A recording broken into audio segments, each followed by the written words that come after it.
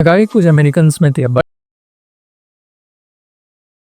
अभी स्टार्ट किया तो हिप्पी कल्चर्स का वर्ड आता है। हिप्पी कल्चर्स के कुछ लोगों को इसमें लाया गया और बाय थ्रू उनके स्टार्ट।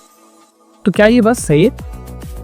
देखिए 1960 का जो समय है, 1960-1970 का जो समय है, पूरे विश्व के लिए बहुत अलग तरह का समय था, क्योंकि और स्पेशली अमेरिकी लोगों के लिए काफ़ी अलग तरह का समय था, जहां हर व्यक्ति आज के समय में सोच रहा है कि किस प्रकार से मैं ज़्यादा से ज़्यादा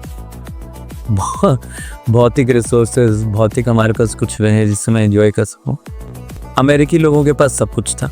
1960-1970 के दशक में पूरे विश्व की सबसे बड़ी इकोनॉमी बन चुके थे वो, वर्ल्ड पावर बन चुके थे वो, और पैसा, प्रॉपर्टी सब कुछ होने के बावजूद भी जब ज़िंदगी में कमी थी तो करोड़पति के बच्चे रोड पे निकल गए थे, क्योंकि उन्हें लग नहीं रहा था कि जीवन का कोई मतलब है। एग्जैक्ट सब कुछ था उनके पास।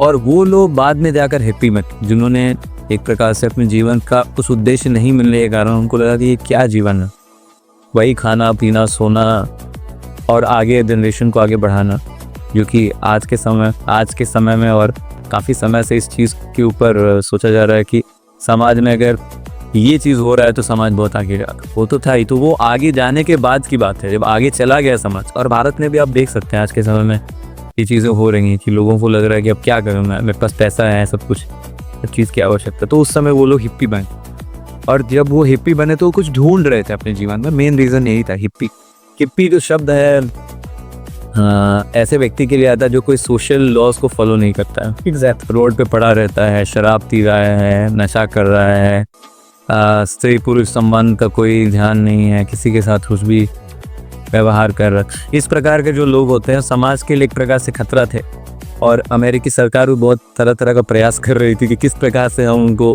कुछ ना कुछ उनके जीवन में बेहतर कर पाएँ, लेकिन वो कुछ कर नहीं पा रहे थे।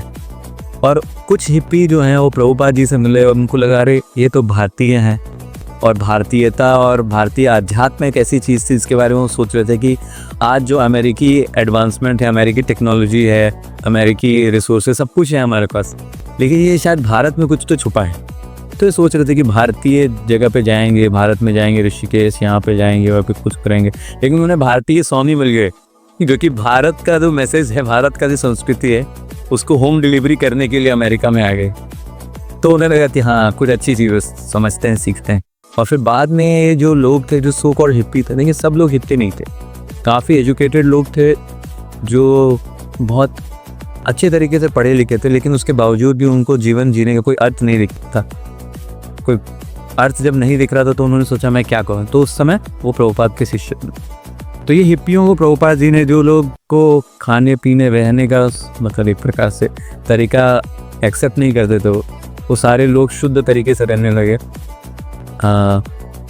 कोई मांसाहार नहीं, कोई नशा नहीं, कोई अवैध स्त्री पुरुष संबंध नहीं, कोई जुआ नहीं, इधर उधर की चीज़ें नहीं, ये मतलब चाय कॉफ़ी तक नहीं, ये इस लेवल पे आ गए वो।